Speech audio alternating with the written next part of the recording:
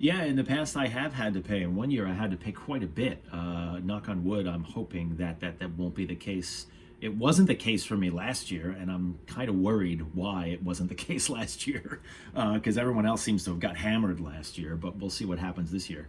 There was one year that I had to pay quite a bit, and there was no offset. There was no pile of money to dip into, and I believe that I did some kind of a payment program, and the IRS has, at least for federal return, and I'm sure the state does too, has ways that you can pay monthly with some interest, and your accountant probably always gives you this whole quarterly thing, where pay these taxes quarterly, and you won't have to pay anything at the end of the year. I've never done that. There's probably some merit to it. I've just never done it.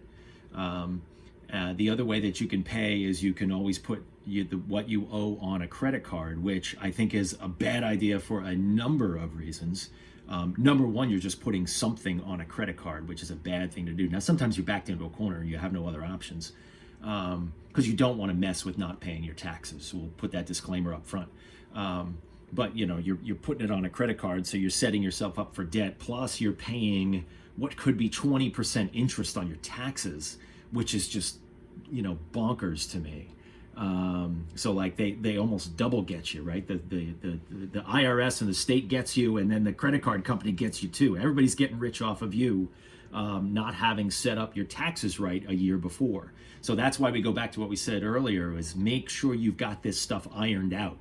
And if you find a problem this year, make sure you sit down with your tax professional or your folks at work. They can walk you, whether it's your CFO or your HR or whatever.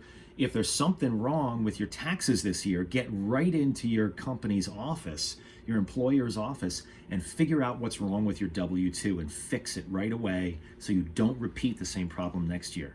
But back to how to pay, there are a number of different ways. You can either dip into some kind of savings that you might have set aside, and we always try to set aside some savings. In addition to our regular savings, we try to set aside a little bit of a nut just to make sure that we're safe and we're not digging into the savings that we're trying to do for other projects around the house. You can put it on a credit card, or you can enter into a payment project plan. But the bottom line is, if you got to pay, they're going to make you pay. So pay as quickly as possible and as reasonably as possible for you and your budget. And that goes back to making sure that you have a budget and making sure that you understand that if you do have to enter into a payment program, that you can afford it. And the only way you're going to know that is to write it all down.